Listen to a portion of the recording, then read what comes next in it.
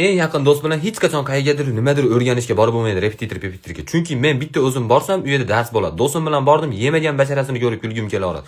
U bolani o'qishda xohlayotganda o'zi men uchun kulgili. Ba'zida basharasiga qarab turib, mana yurtimizda yomg'ir yog'mayotgani, mana shu bolani qaysidir gunohlari uchun bo'lyapti deb o'ylayman. To'g'risida 3 yil medga tayyorlandi. Xudoga shukr kira olmadi, to'g'risi. Yo'q qilardi insoniyat yarmini. Ammo 3 yil tayyorlandi, men u bolani tasavvur qila olmadim. Med sohasida stomatolog bo'laman, nevropatolog bo'laman, qaysi yo'nalishda maksimum kinna chola bo'lish mumkin deb o'tirdim-da, to'g'risi duo qilib, meni duoyimni deb kira olmadi o'zi. Hali bola bilan ingliz tiliga ham borganmizda, billar.